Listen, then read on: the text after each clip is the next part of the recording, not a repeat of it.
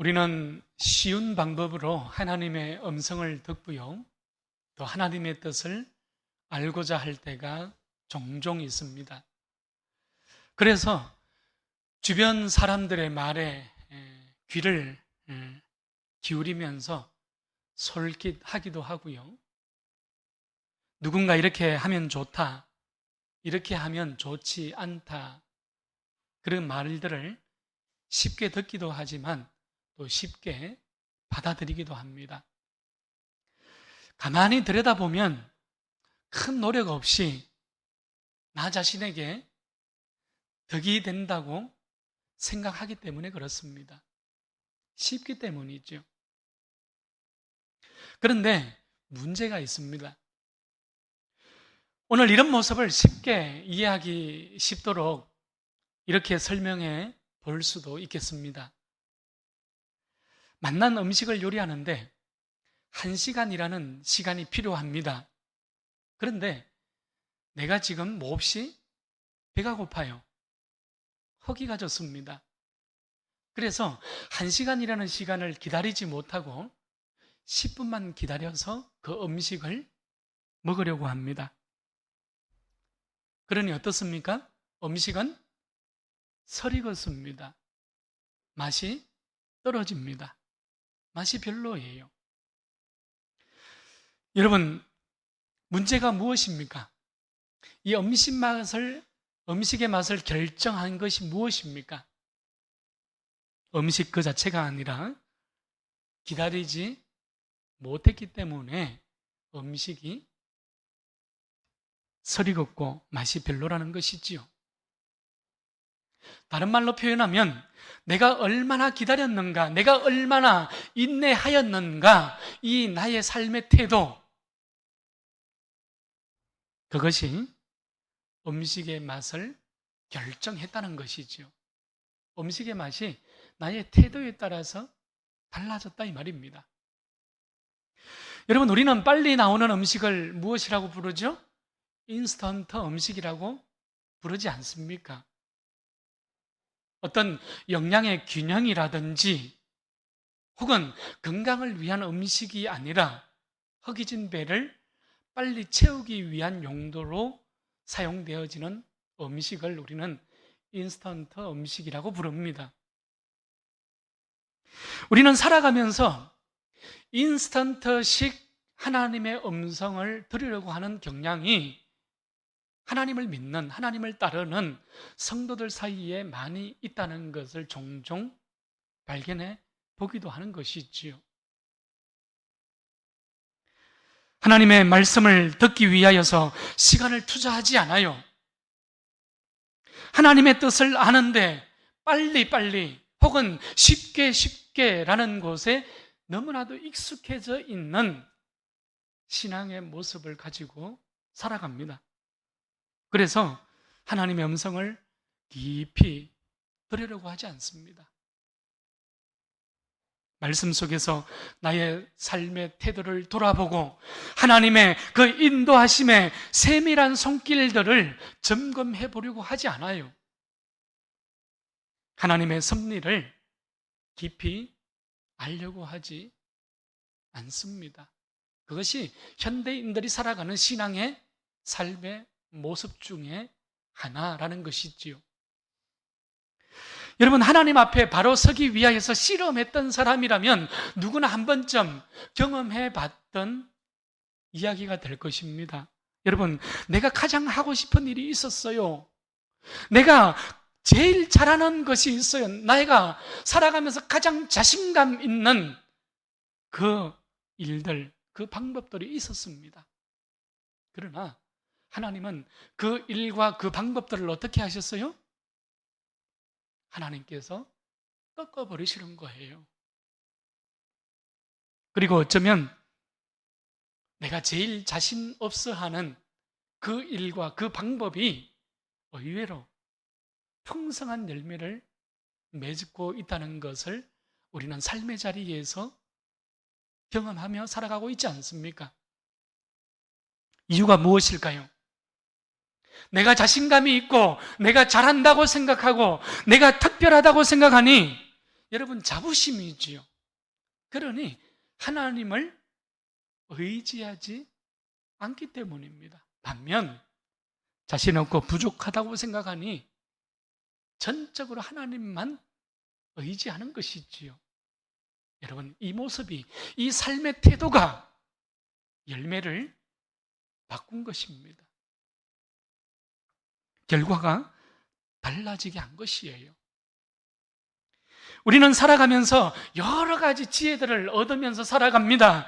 그러나 여러분, 말씀을 붙들고 살아가는 삶, 하나님의 말씀에 순종하는 이 순종의 길보다 더 지혜로운 길이 없다는 것을, 이것은 어쩌면 진리입니다. 이것은 우리의 삶의 가장 중요한 승리의 방법이지요. 하나님의 말씀을 따르는 이 길이 승리의 길이라는 사실을 확신할 수 있기를 바랍니다. 여러분, 그래서 우리가 드리는 이 예배의 자리가 힘이 있게 되는 것이에요. 그래서 우리가 찬송을 올려드리고 기도를 올려드리는 이 자리가 이 세상 그 무엇과도 비교할 수 없는 값진 자리가 되는 것입니다. 오늘 저는 여러분들이 무엇보다도 하나님의 말씀이 길이 되어지는, 하나님의 말씀이 우리의 삶의 등불이 되어지는 이 믿음의 길을 걸어갈 수 있기를 축원합니다. 여러분, 말씀 위에서 하나님의 음성을 듣고 말씀의 등불을 들고 하나님과 동행할 줄 아는 우리 널푸른 교회가 될 수 있기를 축원합니다. 오늘 본문은 이 제자들이 유월절을 준비하는 장면으로 시작되어지고 있습니다. 오늘 12절 말씀을 보게 되면 무교절의 첫날, 곧 유월절 양을 잡는 날이라고 시작되어지고 있어요. 그러니까 유월절 양을 잡는 날에 제자들은 예수님께 우리가 어디로 가서 선생님께서 유월절 음식을 잡수시게 준비할까요? 이렇게 묻고 있습니다. 누룩을 넣지 않은 빵을 먹는 무교절의 첫날은 유월절의 어린 양을 잡는 날입니다. 유대인들에게 3대 절기는 유월절과 칠칠절 그리고 초막절이 됩니다. 큰 명절이죠. 민수기 16장 16절 말씀을 보게 되면 너의 모든 남자들은 1년에 3번 곧 무교절과 칠칠절과 초막절에 내 하나님 여호와께서 택하신 곳에서 여호와를 배웁되 말씀하였습니다. 1년에 3차례 그 큰 명절에 유대 남자들은 하나님의 성전이었던 예루살렘을 방문하여서 하나님을 예배하고 이스라엘 민족의 공동체성을 공고히 하였던 것입니다. 특히 유월절은 애굽의 종이었지요. 애굽의 노예로서 해방되어진 날을 기념하는 기쁨의 날이요, 축제의 절기였습니다. 유월절의 음식은 구운 양고기와 썬 나물과 무구병, 포도주, 그리고 소금물 이런 것들이 있었습니다. 이 음식들은 모두 민족의 해방과 상관성을 가지고 있는 음식들이었어요. 그러니까 포도주는 억압으로부터 벗어난 기쁨을 상징하는 바로 그러한 음식이 포도주였습니다. 또한 무교병은 누룩을 넣지 않은 빵입니다. 출애굽기 12장 39절에서 시작되어진 기념이었죠. 그들이 애굽으로부터 가지고 나온 발교되지 못한 반죽으로 무교병을 구웠으니 이는 그들이 애굽에서 쫓겨남으로 지체할 수 없었음이며 아무 양식도 준비하지 못하였음이더라. 그러니까 무교병이 가지는 것은 이스라엘 백성들의 구원의 신속성을 상징하는 음식이 누룩을 넣지 않은 빵이 되었던 것입니다. 양고기는 어린 양의 피를 상징하지요. 쓴나물은 애굽의 포로로부터 그들의 생활이 얼마나 고통스러웠는지 그 고통을 기억하게 하는 것이 쓴나물이었어요. 특히 이 쓴나물은 삶아서 먹지 못하게 했습니다.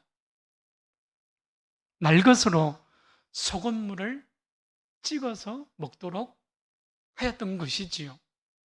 이 소금물은 눈물의, 고통의 눈물을 상징하는 음식이었습니다. 여러분, 이처럼 유월절은 해방의 기쁨을 나누고 해방의 그러한 기쁨을 누리는 절기가 유월절이었거든요.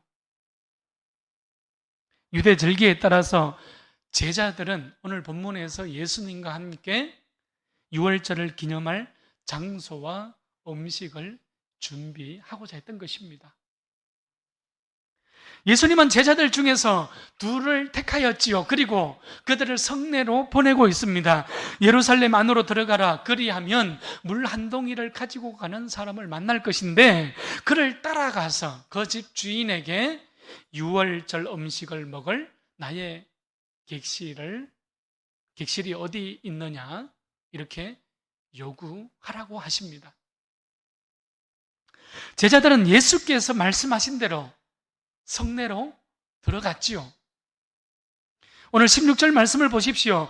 제자들이 나가 성내로 들어가서 예수께서 하시던 말씀대로 만나 유월절 음식을 준비하니라. 아멘. 여러분, 제자들은 예수께서 하신 말씀을 따라갔더니 한치의 착오도 없이 모든 일들이 순적하게 진행되고 있다는 사실을 마가는 우리에게 보여주고 있습니다.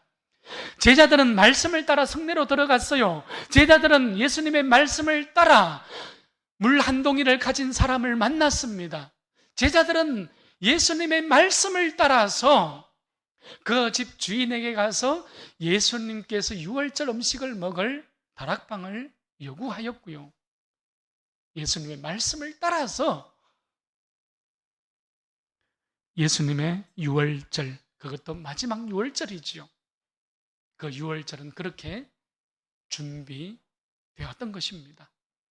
그러니까 예수님의 마지막 유월절은 말씀을 따라가는 길이었던 것입니다.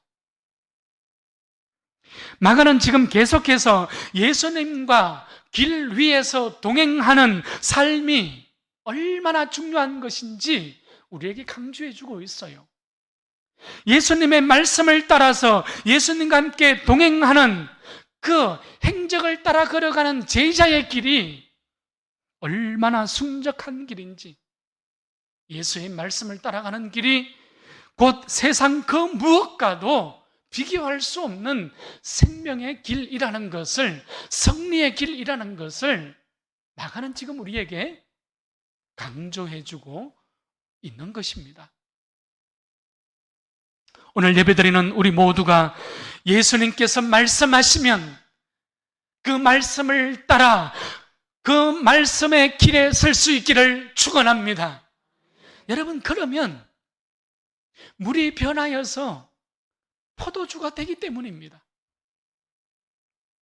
우리가 말씀을 따르는 길에 서면 바디메오가 눈을 뜨고 거친 파도가 잔잔해지고 무덤 속에 있던 나사로가 다시 살아나게 되는 것입니다. 할렐루야. 여러분, 이런 놀라운 믿음의 길, 이런 말씀의 길을 따르는 우리 널푸른 교회가 될 수 있기를 축원합니다. 이제 우리는 말씀을 따르는 또 다른 하나의 모습을 오늘 본문에서 발견하게 돼요. 예수님은 날이 저물고 이제 12 제자들과 함께 준비되어진 다락방으로 가셨지요. 그리고 모두가 그 식탁을 둘러 앉았습니다. 오늘 17절 말씀을 보니까 앉아 먹을 때에 예수님이 말씀하고 계십니다. 여기서 앉아라는 것은 아나케이메논이라는 헬라어예요. 그러니까 그냥 앉아있는 정자세가 아니라 식사를 하기 위하여서 예수님과 함께 둘러앉은 제자들이 모두가 다 함께 기대어서 누웠다 이런 표현이 됩니다. 식사를 위하여서 이들이 누웠다는 것은 유대 땅의 식사 문화를 지금 우리에게 가르쳐주고 있지요. 출애굽기 12장 11절 말씀을 보게 되면 모세는 유월절 음식을 먹을 때 급하게 서서 먹으라고 명령했습니다. 너희는 그것을 이렇게 먹을지니 허리에 띠를 띠고 발에 신을 신고 손에 지팡이를 잡고 급히 먹으라. 이것이 여호와의 유월절이니라 하였습니다. 자, 그러나 지금 오늘 본문에서 예수님과 제자들은 아나케이메논 했잖아요.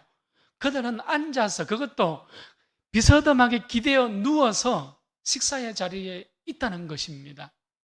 여러분, 무슨 뜻입니까? 지금 유대인들은, 지금 예수님과 함께 식탁에 둘러 앉은 제자들은 이제 더 이상 그들이 노예가 아니라는 것을 오늘 선언하고 있는 것이에요. 다른 말로 표현하면 제자들과 유대인들이 자유인이다 이 말입니다. 더 이상 노예가 아니라 자유인이라는 신분을 나타내기 위해서 유대인들은 서서 급하게 먹는 것이 아니라 그들은 기대어서, 어찌 보면 누워서 음식을 먹고 있습니다. 자, 이렇게 모두가 기대어서 누워서 음식을 나누고 있습니다. 이제 유월절 식사의 기쁨이 절정을 향해서 달려가고 있어요. 자, 그런데 예수님께서 이때에 내가 진실로 너희에게 이르노니 너희 중에 한 사람 곧 나와 함께 먹는 자가 나를 팔리라 말씀하셨습니다. 여러분, 얼마나 당황스러운 말씀입니까? 나와 함께 먹는 자들이 누구였어요? 노예들이 아니었습니다. 제자들이었어요. 자유인이었습니다. 나와 함께 먹는 자들은 예수님을 사랑하는 믿는 사람들이었어요.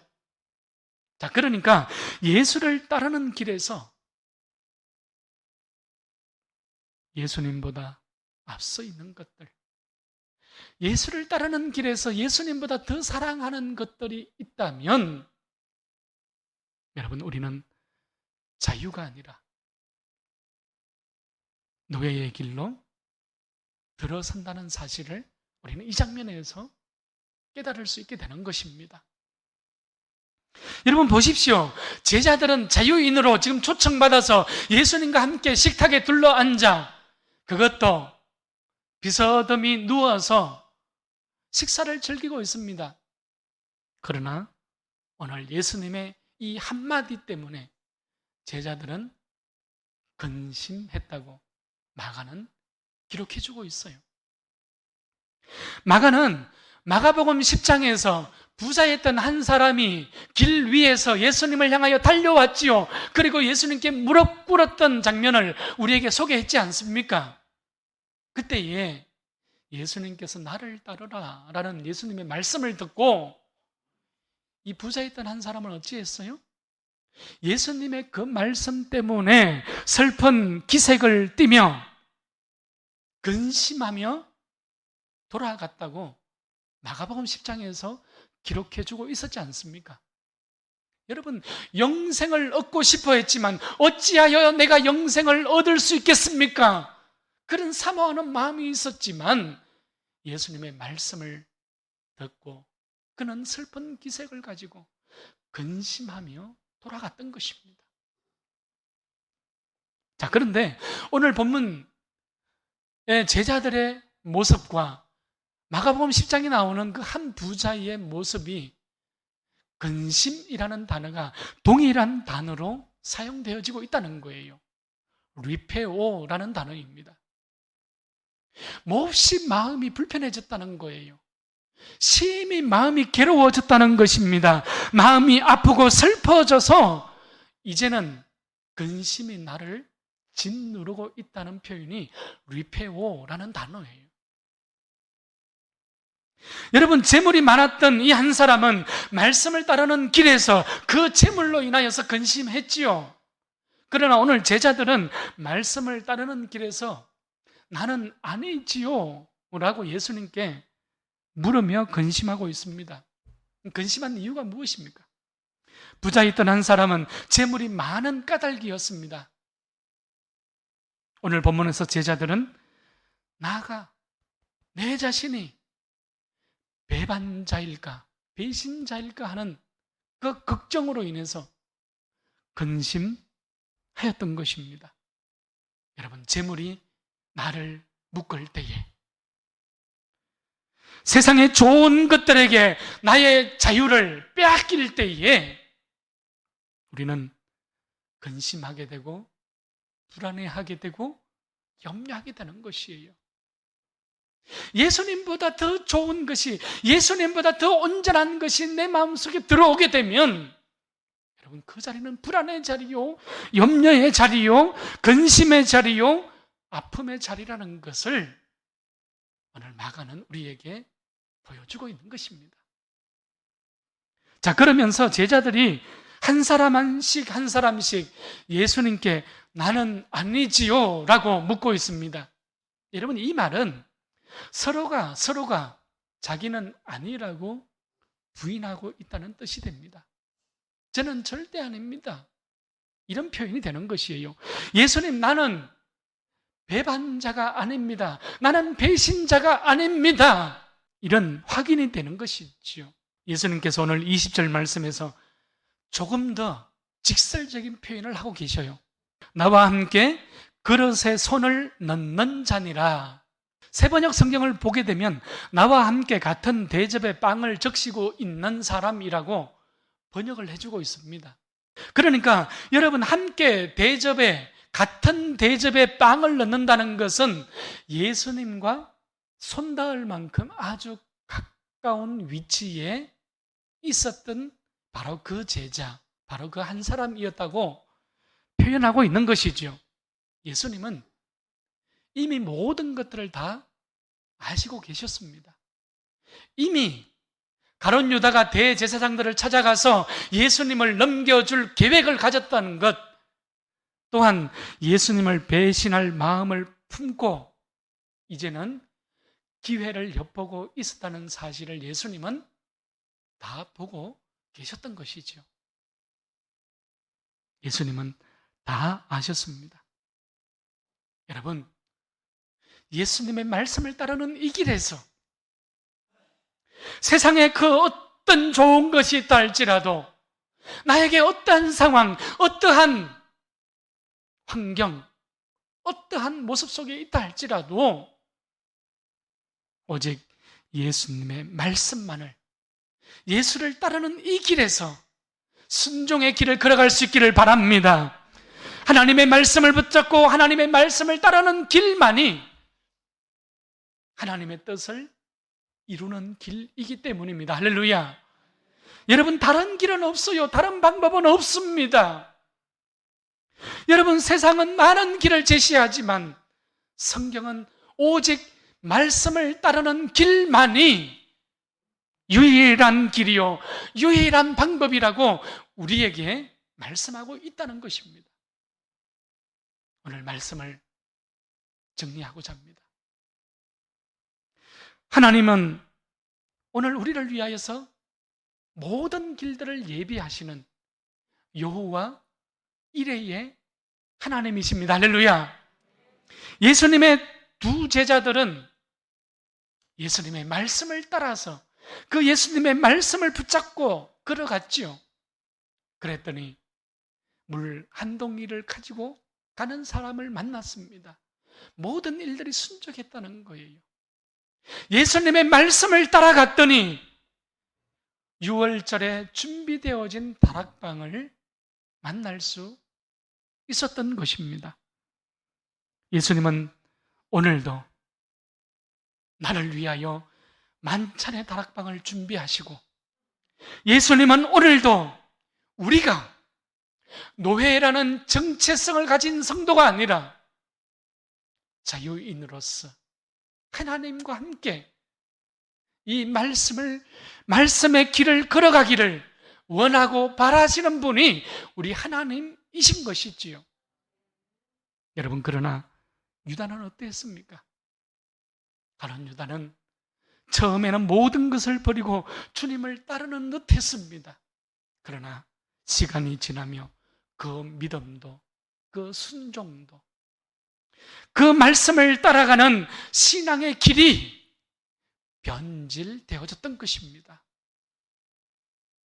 그래서 유다는 자신을 위해 거짓말을 했던 거예요. 유다는 자신을 위해 돈을 따라갔던 거예요. 이제는 예수를 배신할 기회를 엿보고 있는 제자가 되었던 것입니다. 여러분, 대부분의 사람들은 하나님의 말씀을 따르는 그 길에서 내 뜻과 하나님의 뜻이 충돌할 때에 여러분, 대부분은 자기의 길을 선택합니다. 자기 고집, 자기 뜻을 굽히지 않는 것이지요. 합리화시킵니다.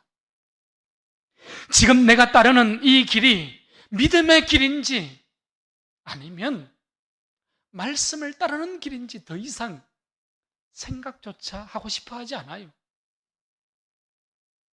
세상의 기준, 세상의 가치를 가지고 살아가고 싶어 합니다. 오늘 본문은 이런 세상 가운데에서 내 생각, 내 마음, 내 신앙이 지금 세상을 따라가는가 아니면 말씀을 따라가는가 우리에게 묻고 있습니다. 여러분, 우리가 가진 이 믿음은 수동적으로 그 모든 고난들을 받아들이는 삶을 살아가는 것이 아닙니다. 오히려 여러분, 말씀을 따르는 길에서 우리는 말씀을 붙들고 이 믿음의 길에서 역사하시는 하나님을 우리는 똑바로 응시하면서 우리는 하나님을 똑바로 쳐다보면서 걸어가는 이 길이 되는 것이지요. 고난을 이길 힘이 말씀으로부터 나온다는 것을 명확하고도 정확하게 우리는 보고 알고 가는 길이 우리가 걸어가는 이 믿음의 길이지 않습니까? 이 길이 말씀을 따라가는 길입니다. 여러분, 그래서 베드로는 어떠했습니까? 자신의 경험을 살려서 밤새도록 그물을 깊은 데에 내렸지 않습니까? 밤새 그물을 내렸지만 베드로는 물고기 한 마리 잡을 수 없었어요. 그때 예수님께서 깊은 데로 가서 오른쪽에 그물을 내려라. 베드로는 예수님의 말씀을 의지하여 오른편에 그물을 내렸지 않습니까? 여러분, 그물이 찢어질 그러한 응답의 결과로 베드로에게 주어졌다는 것을 우리는 알고 있습니다. 사랑하는 여러분, 이번 주간은 우리에게도 큰 민족의 명절인 추석을 지나게 됩니다. 온 가족들이 함께 모여서 코로나19로 인해서 많은 제약이 있지만 서로 격려하고 위로하고 기뻐하는 명절인 추석입니다. 저는 우리 넓은 교회 가정들마다 오직 말씀을 따르는 이 길 위에서 베드로처럼 그물이 찢어지는 역사가 체험되어지는 거룩한 믿음의 가정들 될 수 있기를 축원합니다.